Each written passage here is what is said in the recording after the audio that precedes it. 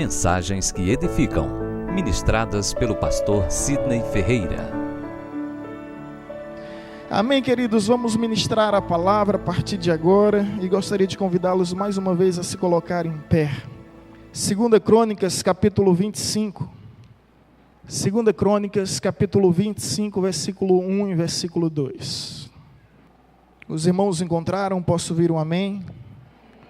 Na medida que vocês encontrarem, deixe a passagem aberta durante toda a ministração da palavra, pois há alguns versículos que nós estaremos refletindo, atribuindo assim maiores atenções. 2 Crônicas, capítulo 25, versículo 1 e 2 em princípio.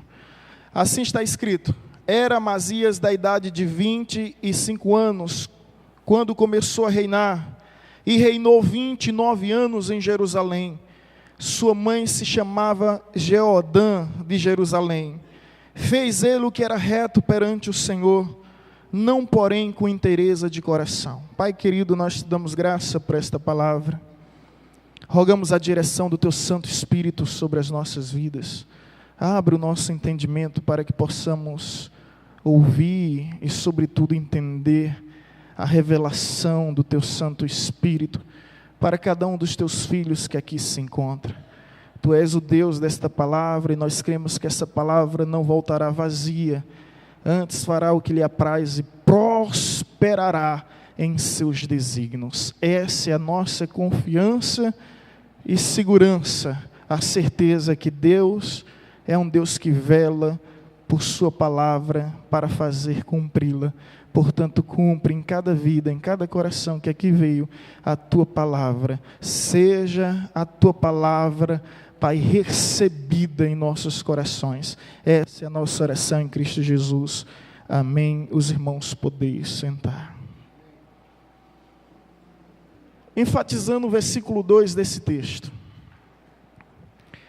Fez ele o que era reto perante o Senhor, não porém com inteireza de coração. É possível que algumas traduções vá dizer não de todo o seu coração. Essa tradução que está sendo apresentada na projeção nos diz: ele fez o que era reto aos olhos do Senhor, mas não o fez com o coração perfeito. O rei Amazias tinha tudo para ser um grande monarca na história de Israel. A Bíblia nos fala que ele conhecia as Escrituras e era versado nas instruções mosaicas. Ele é descendente do maior rei da história. Ele faz parte da genealogia do rei Davi. Ele era um homem de grandes obras, de grandes empreendimentos, ergueu diversas construções em Israel, e se analisarmos bem o que o texto fala-nos, ele fez o que era reto ao Senhor. No entanto, a história de Amazias tinha tudo para ser uma história de sucesso, mas acaba se tornando uma história de fracasso.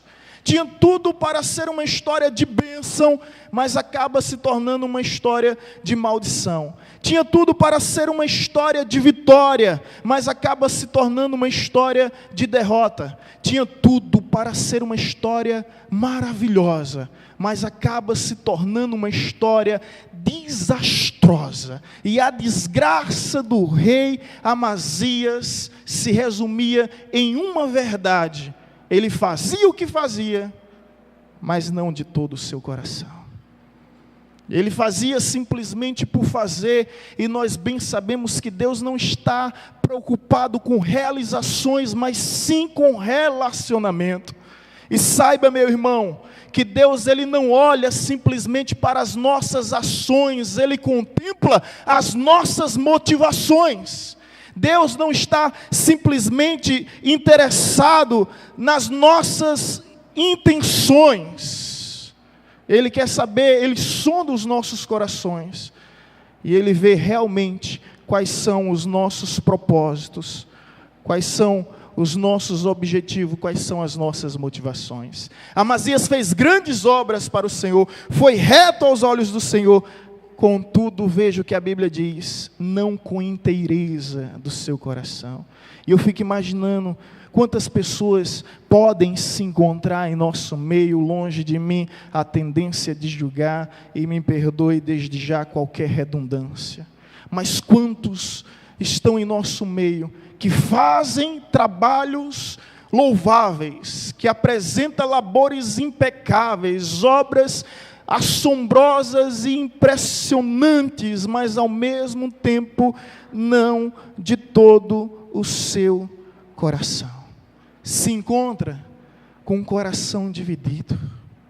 E hoje no Congresso dos Jovens eu estive ministrando sobre o homem segundo o coração de Deus, suas características, que era Davi. E a Bíblia nos diz lá em Atos 13, 22, onde Deus diz: Davi foi o homem segundo o meu coração, que fez toda a minha vontade. Fazer a vontade de Deus se implica em ser um homem segundo o coração de Deus. E hoje pela manhã nós estávamos falando sobre essa importância de apresentar o nosso coração no altar do Senhor. A nossa vida no altar do Senhor. Sabe por quê, meus irmãos? A Bíblia nos ensina que Deus nos pede o nosso coração. Filho meu, dai-me o teu coração. Deus não está pedindo simplesmente uma voz para ser entoada por meio de uma canção belíssima e maravilhosa. Deus não está pedindo as técnicas das nossas mãos, as habilidades dos nossos braços para tocar um instrumento. Deus não está pedindo coreografias. Deus não está pedindo mímicas, gestos. Deus está pedindo o nosso coração. E de repente a gente está dando um show, apresentando um espetáculo nesse lugar, ao ponto de arrancar lágrimas daqueles que aqui vieram, aplausos daqueles que aqui compareceram, mas ao mesmo tempo Deus dizer: não fez de coração. Deus não olha para as ações, mas sim para as motivações. Não se importa com as nossas realizações, e sim com as nossas reais intenções. E eu pergunto a você: quais são as tuas motivações e intenções ao servir o Senhor? Pastor Ney, líder dos jovens do estado da Bahia, esteve ministrando esses dias, e ele disse algo, foi exatamente na sexta-feira à noite, foi justamente na sexta-feira, no sábado pela manhã. E ele diz: quando a glória é de Deus, nós não somos vistos. Quando nós fazemos algo para a glória de Deus, nós não somos vistos nem percebidos. E isso falou muito ao meu coração. Principalmente sobre o monarca Amazias, que fez grandes obras, realizou grandes empreendimentos, mas conforme a Bíblia diz, não com inteireza de coração. Ele tinha um coração dividido. Aonde estiver o teu coração, querido, aí estará os teus valores, tuas virtudes e o teu tesouro. Eu quero te fazer uma pergunta, responda para si mesmo: onde está o teu coração? Seu coração está na obra de Deus ou no Deus de toda a obra? Às vezes nós nos encantamos, nos fascinamos com a obra de Deus, porque é maravilhoso se sentir útil e prestativo. Mas eu quero te dizer que a nossa vocação vai muito além disso. É como Moisés no alto do monte, onde Deus disse: desce, Moisés, porque as minhas palavras e as minhas promessas se cumprirão em tua vida. Sabe o que é que Moisés disse? Não darei um passo sequer, se a tua presença não me acompanhar. Ali ele estabelece o que é mais importante para a sua vida. E eu aprendo com Moisés que a presença de Deus é mais importante do que as promessas de Deus. Muito mais importante do que as suas promessas. Suas promessas podem até se cumprir, mas o que mais importa é a sua presença, é a intimidade, é a comunhão, é a sensibilidade de poder ouvir ao Senhor, de poder entrar no meu quarto, fechar as portas do meu quarto, no recôndito, no silêncio de meu lar, poder abrir o meu coração e ouvir a sua voz. Isso é o que faz toda a diferença.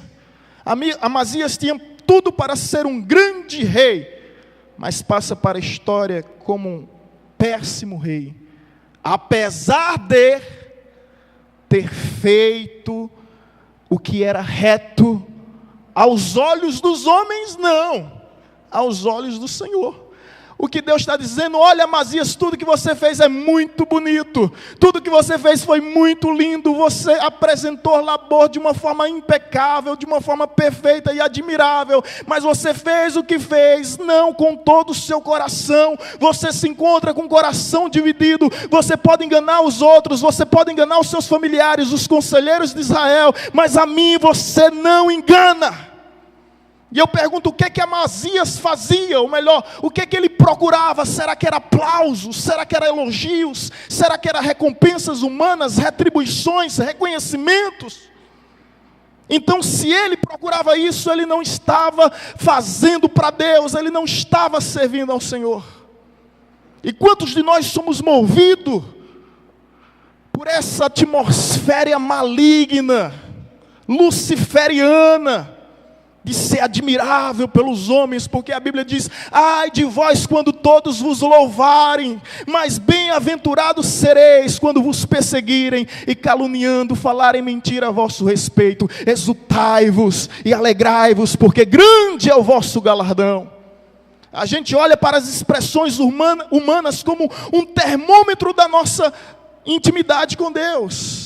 Parece que se os homens nos aplaudirem, Deus vai estar nos aplaudindo, quando na realidade é justamente o contrário.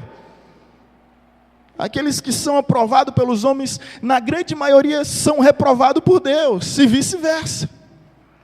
Então fazia trabalhos extraordinários, mas não de todo o seu coração. E a pergunta agora é: quais foram os erros do rei Amazias? Aí é onde a gente vai ver, nesse capítulo 25, os erros que ele cometeram. Primeiro erro, nós podemos encontrar no versículo 3. Amém? Os irmãos estão com a Bíblia aberta? Uma vez confirmado o reino nas suas mãos, matou os servos que tinham assassinado o rei do seu pai. Primeiro erro do rei Amazias. Ele buscou a vingança. Ao invés de recorrer a Deus, ele buscou a vingança. Ao subir no trono, estruturar o seu reino, a primeira coisa que ele fez: justiça com as próprias mãos. Sede de vingança. Alguém já disse a frase que eu não posso me esquecer, a máxima de sabedoria que diz: quer ser feliz por um momento, se vingue. Mas se você deseja ser feliz a vida toda, perdoe. Nós perdoamos não é porque as pessoas merecem, não é porque os nossos ofensores merecem, mas é porque nós precisamos. E na medida que nós perdoamos, nós deixamos um fardo. Amazias fazia coisas extraordinárias, ou melhor, permita-me reformular a frase: ele fazia grandes coisas para Deus, mas não permitia que Deus fizesse grandes coisas nele, em seu caráter, na sua natureza, na sua essência. Primeira coisa que ele faz, aparentemente, humanamente falando, parece algo nobre, parece algo louvável. Ele vai matar os homens que deram um golpe de estado no seu pai, os oficiais de Israel que se levantaram contra o seu pai. Parece nobre, em qualquer cultura isso seria louvável, criaria uma estátua em homenagem ao rei Amazias. Mas Deus ficou indignado com essa atitude. Talvez você pergunte: mas por quê? Porque está escrito, queridos, em Romanos 12, 19: não vingueis a vós mesmos, a mim me pertence a vingança, e eu retribuirei. Sabe o que é que Deus está dizendo? Deixa comigo e tenha certeza que eu não vou deixar passar. Não precisa sujar as suas mãos. O Deus de toda justiça, o juiz de toda retidão e equidade, Ele com certeza fará justiça em nossas vidas. Amém, irmãos? Olha para a pessoa que está ao seu lado e diga isso a ela: você não precisa sujar suas mãos. Você não precisa sujar as suas mãos. Aleluia! É o que a Bíblia nos diz em Hebreus capítulo 10, versículo 30. A mim pertence a vingança, diz o Senhor, e eu retribuirei. fará justiça o Senhor de todos os povos. Portanto, não procure se vingar. Você foi caluniado, te denegriram, te difamaram, te prejudicaram. A nossa intenção, em princípio, a primeira reação que vem é tentar nos defender e tentar nos proteger, quando na realidade a Bíblia nos diz: quem intentará acusação contra os eleitos de Deus é Deus quem os justifica, quem os condenará. Deus é o teu advogado, meu irmão. O Senhor é o nosso juiz. Sabe uma passagem que eu acho extraordinária? É quando Sadraque, Mesaque e Abidnego está diante de Nabucodonosor, que pede respostas, argumentos. Sabe o que é que eles dizem? Olha, ó rei Nabucodonosor, se o meu Deus, o nosso Deus, quiser nos livrar das tuas mãos, Ele nos livrará. Mas fica sabendo, ó rei, que se Ele não quiser, nem mesmo assim nos prostraremos diante de ti. Ele não dá satisfação nenhuma. Ele simplesmente apresenta a sua convicção. Você não precisa se defender, você não precisa viver se protegendo. Me faz lembrar da história de um garoto que chegou em casa revoltado, porque no colégio seus amigos tinham o agredido, e ele disse: pai, amanhã eu vou fazer isso com ele, vou fazer isso assim, assim, assado. E o pai: filho, está certo, mas deixa eu te dizer algo. O pai vai lá com muita sabedoria, pega um lençol todo branco, coloca no varal, pega um saco de carvão e diz: me mostra aí como você vai fazer com eles, mostra mesmo, tá? Me apresenta aí o que você pretende fazer com ele. Aquele garoto todo empolgado pegava cada pedra de carvão e jogava naquele lençol, e na medida que ele ia jogando, o lençol ia ficando sujo, ia ficando todo preto, um lençol branco. E o garoto: pai, é assim, é desse jeito, é dessa forma. Aí o pai disse: agora filho, vem cá. Levou o filho para dentro da sala, né, melhor, para dentro do seu quarto, e mostrou ele diante de um espelho bem grande, e disse: filho, olha agora para você. E o menino todo sujo, porque na medida que ele pegava um carvão com a mão direita, com a mão esquerda, ele ia limpar o suor, sabe, passava na sua camisa, passava no seu corpo, e ele todo sujo. E ele disse: filho, não faça nada, deixe que amanhã eu mesmo vou ao seu colégio tirar todas as providências necessárias para que você não se suje. É assim que Deus faz, para que a gente não venha se sujar, para a gente não vir se contaminar com as imundícies do inimigo. O rei de Amazias foi procurar fazer vingança. A Bíblia diz: não te deixeis vencer pelo mal, mas venceis o mal pelo bem. Só há uma força, uma energia e um poder nesse mundo e nessa terra capaz de vencer o mal, que é o bem. E eu não sei quantos de vocês estão dispostos a pagar o mal, não com o mal, mas com o bem. E quando você fizer isso, talvez você seja visto pela grande maioria como um trouxa, como um frouxo, mas você vai estar fazendo de todo o seu coração, com a inteireza de coração, vivendo com inteireza de coração, não buscando a justiça, mas recorrendo ao justo juiz do universo. Amém, irmãos? Segundo erro de Amazias, versículo 14.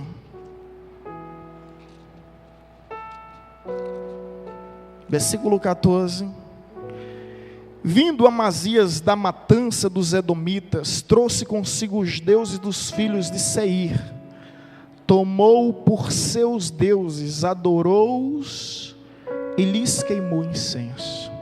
Amazias foi para uma guerra, venceu com êxito esta guerra, traz os espólios deste povo, mas entre os espólios ele acabou se curvando aos deuses dos edomitas, aos deuses dos inimigos. Ou seja, ao invés de influenciar, ele acabou sendo influenciado. Passou a admirar a cultura pagã, ao ponto de desejar ser igual a eles. E quantos de nós às vezes não cometemos esse erro?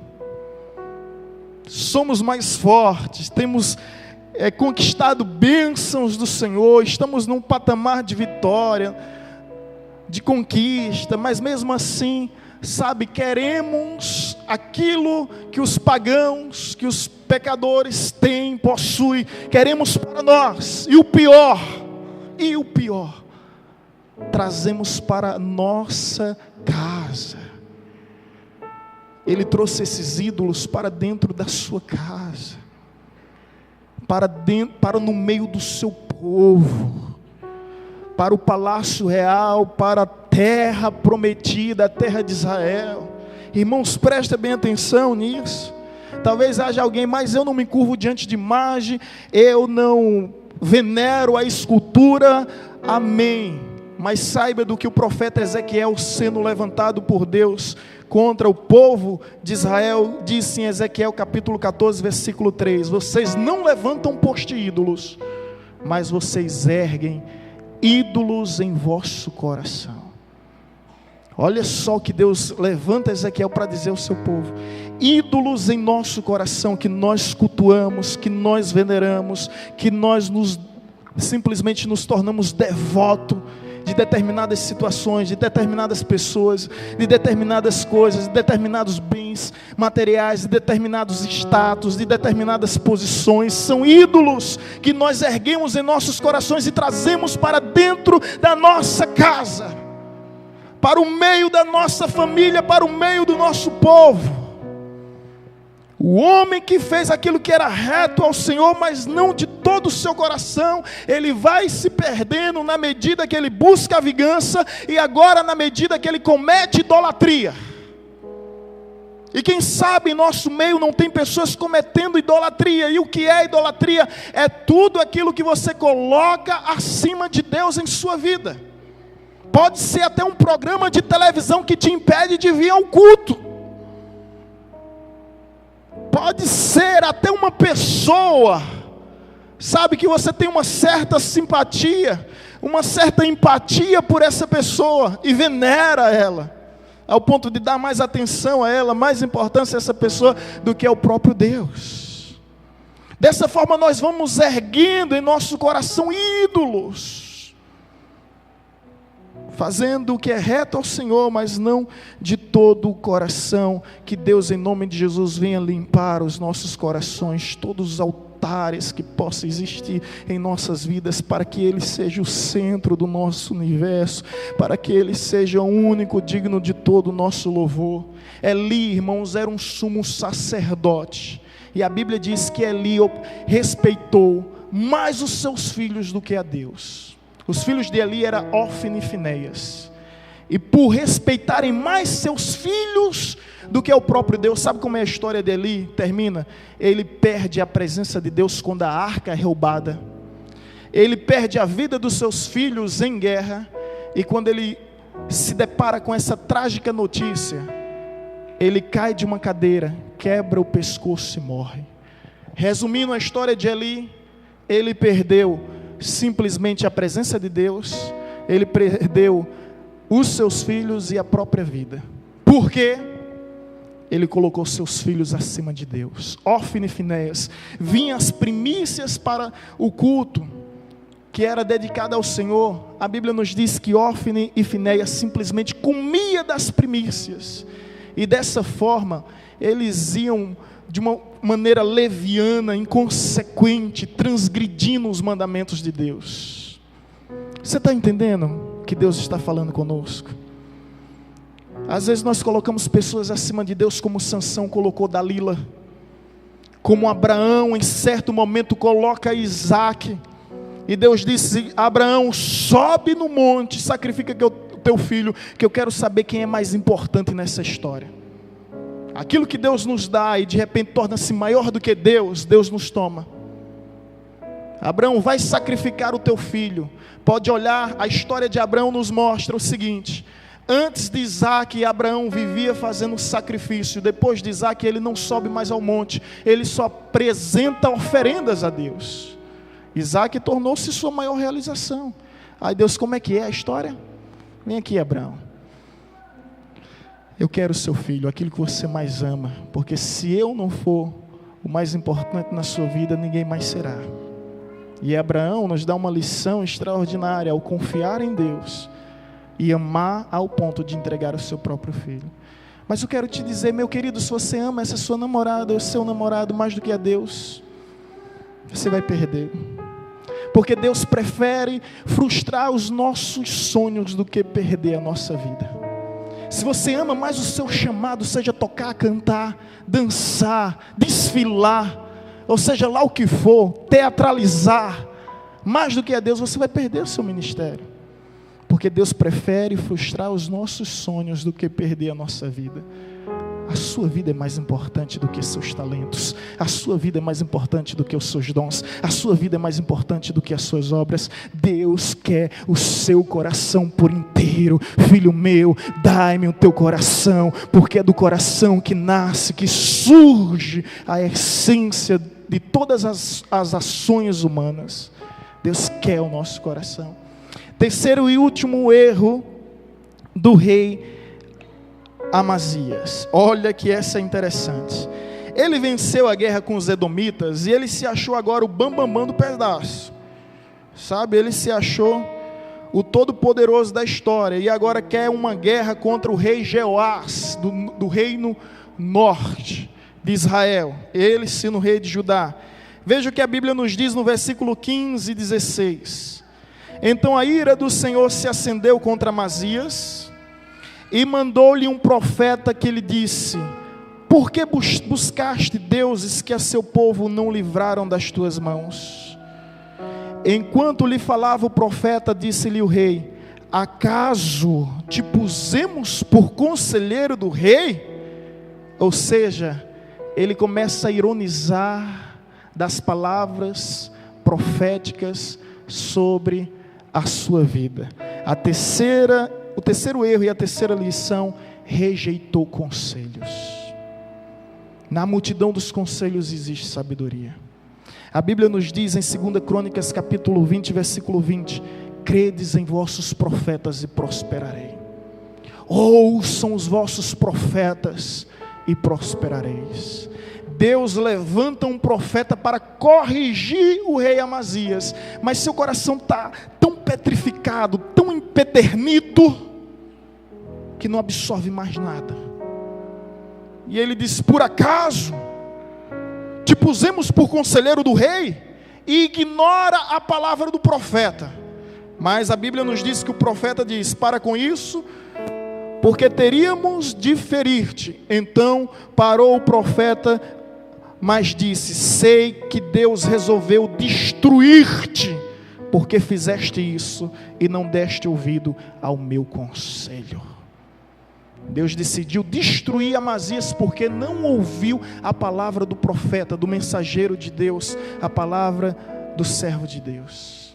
Ele recusou os conselhos. Quantos homens não naufragaram na fé por descartar e recusar uma palavra de sabedoria? Quantos filhos não entraram no abismo das drogas porque não ouviram os seus pais? Quantos funcionários foram demitidos porque não ouviram seus patrões? Quantas ovelhas não caíram no penhasco porque não ouviam o seu pastor? O pastor é bípede, a ovelha é quadrúpede. O pastor está acima da ovelha e consegue ver aquilo que a ovelha não vê. Enquanto a ovelha tem 4 patas, o pastor tem 2 pernas e consegue ver o fim da estrada. E mais do que tudo isso, Deus deu uma visão, uma direção ao pastor. Eu tenho visto isso e digo aos irmãos, obviamente e evidentemente, sem nenhuma satisfação no meu coração. Preferia estar errado em todos os casos e Deus sabe. Mas situações que eu disse: filho, não vai por esse caminho. Ah, pastor, pode deixar que eu sei me cuidar. A vaidade tomou conta do coração, porque venceu uma guerra, agora pensa que pode vencer todas as guerras e não procura mais a instrução e a direção que veio de Deus. E vai e quebra a cara. Quebra a cara. Eu tenho visto isso, irmãos. Ah, pastor, mas ele é um gatinho tão fofinho, tão bonitinho.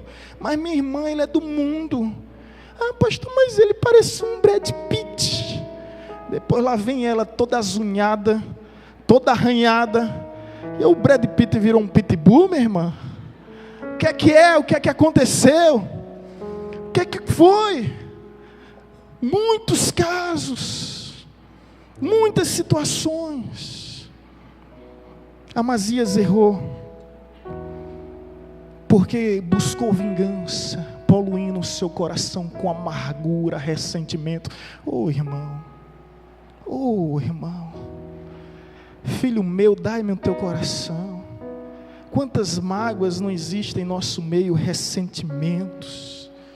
Nós resistimos à ação do Espírito e liberamos perdão por palavras. E o ato de tocar as mãos, de se abraçarem, pode ser até reto aos olhos do Senhor, mas se não for com inteireza de coração, não vale. Os nossos corações estão sendo contaminados e poluídos, porque somos incapazes de superar os nossos próprios limites, de matar o nosso ego, mortificar a nossa carne. Esses dias eu estive ministrando e perguntei à igreja: o que é que nos identifica como um verdadeiro cristão? É o fato de beber, não fumar? É o fato de não ir para determinados lugares? Não. Isso nos identifica como pessoas inteligentes. Eu conheço muitos amigos que são ateus, não bebe, não fuma e não vive vadiando em promiscuidade, em prostituição. Por que eles não fazem isso? É temor a Deus? Não. Pessoas inteligentes. Conheço outros amigos que são devotos de determinadas religiões. E por ser devotos, são pessoas sinceras, honestas, que honram a sua palavra. Até admiro. Conheço maçons de uma conduta impecável. Conheço católicos devotos, espíritas de caridades, de ações sociais admiráveis. São isso que identifica uma pessoa como cristão? Não. O que nos identifica como cristão é João 13:35, onde Jesus disse: nisto conhecerão quem sois os meus discípulos, se tiverdes amor uns para com os outros. O que nos identifica como verdadeiro cristão é a capacidade de amar. E esses dias eu tenho aprendido quão difícil é amar. E tenho aprendido que na grande maioria nós não nos amamos. Nós amamos a utilidade que um tem. Nós admiramos as virtudes, amamos as virtudes que um tem. Nós admiramos quando um se torna prestativo para com o outro. Mas eu não sei quantos de vocês é capaz de amar sem interesses. E eu oro ao Senhor para que possa exercer esse amor e para que possa desfrutar desse amor sem reconhecimento. Amar um ao outro. Pare e pense comigo. E quer que eu fale a verdade? Quem eu ouvi trazendo uma mensagem sobre isso esses dias foi o Padre Fábio de Mello. Padre Fábio de Mello. Ele disse o seguinte: que as pessoas amam aquilo que nós somos, aquilo que nós temos, aquilo que nós fazemos. Mas a partir do momento que deixamos de ser aquilo que somos, aquilo que temos e que fazemos, perdemos o nosso valor. E no final da sua prédica ele diz o seguinte: eu quero saber quem é capaz de amar quando nós estivermos com a idade avançada e sermos incapazes de nos locomover e precisarmos de alguém para nos colocar no sol e para nos tirar do sol. Alguém para nos levar um copo de água, porque somos incapazes de bebermos água por conta própria. Alguém que não é capaz de levar ao banheiro. Ele pensou sobre isso e eu refleti depois e me deparei com uma grande verdade. As pessoas amam o que somos, amam o que temos, amam o que fazemos, mas na medida que nós deixamos, perdemos o nosso valor, perdemos a nossa importância. Minha esposa fez trabalho social no asilo em Paulo Afonso, e ela viu muitos casos de pais abandonados pelos filhos, que só compareceram lá depois que os pais morreram, e mesmo assim para brigar com sua herança. E um dos casos, está aqui ela para confirmar, a herança que o homem tinha era uma radiola velha. Chegaram os 4 filhos juntos, que nunca tinham comparecido naquele lugar. Disse, o que é que ele tem? O que é que ele deixou? Uma radiola velha que tem no quartinho dele. E na frente, em cima da radiola, está as fotos dos 4 filhos. Tinha mais de 5 anos no asilo e nunca foi visitado por nenhum dos seus filhos. Precisamos amar, viver a essência do coração. Senão, irmãos, eu confesso para vocês, eu estou aqui e pergunto-me, eu estou de todo o coração, será que meu coração está entregue, sem reservas, sem limites? Porque eu confesso que tenho medo. Admito, sem vergonha alguma, tenho medo de apresentar labores impecáveis, trabalhos admiráveis aos homens.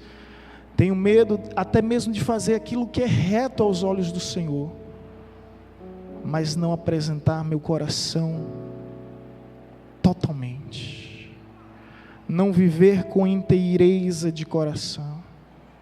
Tenho medo, confesso. A história do rei Amazias termina com a derrota que sofreu pelo rei Jeoás. O templo foi destruído, saqueado, as muralhas de Jerusalém foram derrubadas, o rei Amazias foi arrastado, viveu no exílio por 21 anos sofrendo, foi prejudicado, não somente ele, mas como todo o povo de Judá, por causa das atitudes inconsequentes daquele que liderava, daqueles que exerciam influência sobre o ministério, sobre família, sobre seu trabalho. Se você exerce influência, saiba que a consequência vem, e não vem somente sobre você, mas vem sobre todos aqueles que estão ao seu redor. A Bíblia nos diz que Jonas estava em pecado, mas quantos sofreram com as consequências de Jonas? Quantos? Todos sofreram as tempestades por causa de Jonas e prejuízo, porque eles começam a jogar sua mercadoria no mar. Eu não quero isso para a minha casa, eu não quero isso para o meu ministério, eu não quero me afastar da inteireza do coração. Por fim, se você deseja, a partir de hoje, entregar seu coração por inteiro, lembre-se do que está escrito em Jeremias 29, versículo 13: buscar-me-eis e me achareis, quando me buscardes de todo o vosso coração. Se você está buscando a Deus somente com uma parte do seu coração, você não vai encontrá-lo. Talvez haja alguém que tenha dito, eu tenho procurado tanto ao Senhor e não tenho encontrado. Eu quero te fazer uma pergunta: você tem buscado ao Senhor de todo o seu coração? Porque a Bíblia diz em Salmo 34, perto está o Senhor daqueles que têm um coração quebrantado, dilacerado, compungido, coração simples, sincero, humilde, um coração que permite ser derretido na presença do Senhor, um coração que não resiste à ação do Espírito. Perto está o Senhor, ou seja, Deus se aproxima dessas pessoas, não daquele que endurece, petrifica o seu coração, que vem em culto, mas não permite ser transformado pela palavra, não permite. Existem algumas verdades que ainda não se entrega, não se rende, prefere ficar alimentando aquele pecado que tanto cultiva em sua vida, que é capaz depois de lhe matar. Se você deseja entregar todo o seu coração, lembre-se de Colossenses capítulo 3, 23, e tudo o que fizerdes, seja em obras, seja em palavras, Fazei de todo o coração, não para homens, mas para o Senhor. Quando nós fazemos de todo o coração para o Senhor, nós não precisamos estar aqui em cima. E sabe qual é a diferença de estar aqui em cima para estar aqui embaixo? Deixa eu descobrir. 1 palmo, 2 palmos. A única diferença. Estar aqui em cima para estar aqui embaixo. 2 palmos. Às vezes nós simplesmente espiritualizamos esse lugar como se fosse mais importante de todos os lugares. O altar não é feito de estrutura física. O altar que Deus procura é o nosso coração. De modo que se meu coração é um altar, e se eu sou o sacrifício, eu vou viver uma verdadeira adoração em qualquer lugar, meu irmão, diante de quem quer que seja. Não vou viver com fantasias, com máscaras, com maquiagem, com persona. Não, eu sou quem sou. E Deus sabe quem eu sou, e não adianta tentar ludibriar quem quer que seja. Se você deseja servir a Deus de todo o coração, não se esqueça do grande e maior mandamento, que está escrito em Marcos 12, 28. Ouve, ó Israel, o Senhor teu Deus é o único Deus, e somente a esse Deus adorarás de todo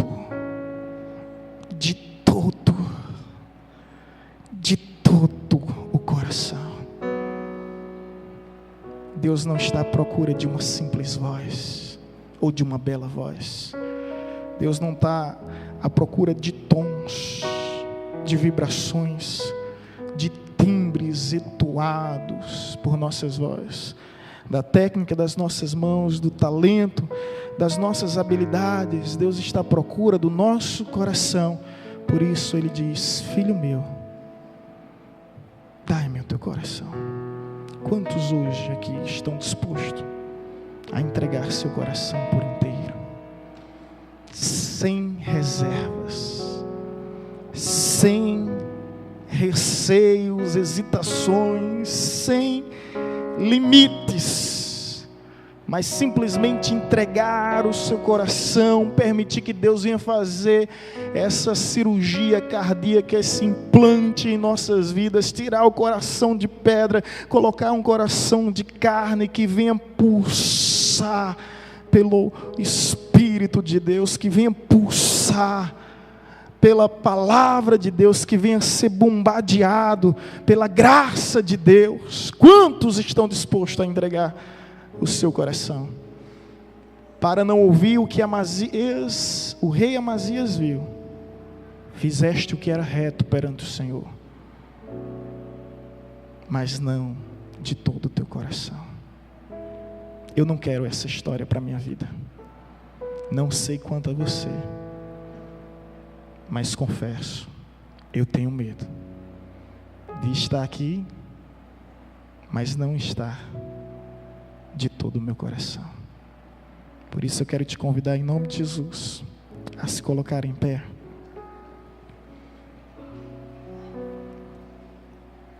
e a orar, entregando o seu coração, entregando a sua vida, entregando completamente o seu ser, entregando o seu coração, porque se Deus for o Senhor do seu coração, sabe o que é que vai acontecer, irmãos? Você não vai procurar vingança, você vai aprender a amar, você vai aprender a perdoar, mesmo que isso se implique em grandes maus que tenham lhe causado.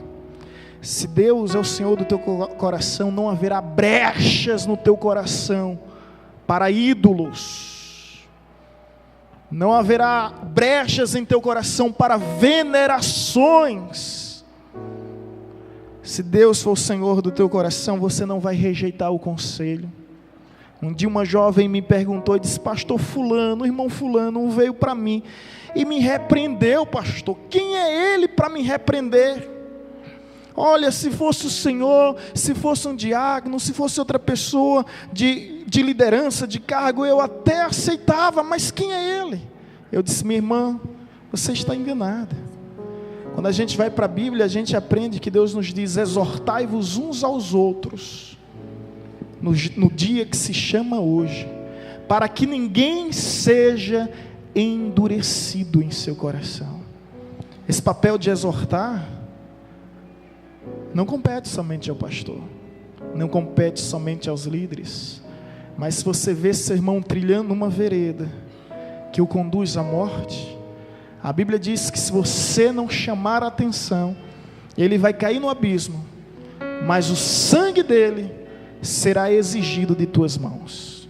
Se você avisar e ele permanecer nesse caminho, ele morrerá, mas você será salvo, porque você fez o seu papel de profeta. Exortai-vos uns aos outros, no dia que se chama hoje, para que ninguém seja endurecido. Quando não há exortação, nós endurecemos o nosso coração. Quando não há exortação, simplesmente tornamos insensíveis à voz do Espírito. E eu espero que assim não seja, que não seja assim com ninguém que aqui está, com ninguém que veio aqui. Por isso eu te peço, coloca a mão no teu coração em nome de Jesus. Apresente o seu coração a Deus, na certeza que Deus conhece tuas ações, mas sobretudo contempla as tuas motivações, na certeza que Deus conhece as tuas realizações, mas sobretudo contempla as tuas reais intenções. Coloque o seu coração diante de Deus, e se você for capaz de orar dizendo: Senhor, eu entrego o meu coração a Ti, o meu coração é Teu, eis-me aqui, Senhor, para fazer a Tua vontade, para cumprir tão somente o Teu querer, para não viver de realizações, mas de relacionamento, para Te conhecer intimamente, genuinamente, para Te conhecer plenamente, Senhor. Te entrego o meu coração, te entrego o meu coração, te entrego o meu coração, a minha vida, os meus sonhos, os meus planos, os meus projetos, a minha casa, a minha família pertence a Ti, Senhor. Tu serás para todos sempre o meu Deus, o meu Senhor. Não viverei em busca de reconhecimentos humanos, não me importarei diante de recompensas que não virão, porque estou fazendo para Ti, e o que importa é que o Senhor cresça e resplandeça, nem que para isso seja necessário que eu como homem desapareça, que diminua eu, para que o Senhor cresça mais e mais e mais. Essa é minha oração em relação à igreja evangelizadora, que diminuamos mais e mais, para que o Senhor cresça e resplandeça em nossa vida, em cada ministério, para que todos que por aqui passarem, ouvirem essa história, possa dizer: Deus se encontra naquele lugar, no meio daquele povo, porque a Ti, Senhor, seja sempre a honra, a glória, o louvor e o domínio pelos séculos dos séculos. A glória a Ti, Jesus, somente a Ti. Que venhamos nos desaparecer, que venhamos sumir do cenário, porque esse lugar pertence a Ti, somente a Ti. Seja toda honra, seja toda glória, seja todo louvor, em nome do Senhor, em nome do Senhor, em nome do Senhor.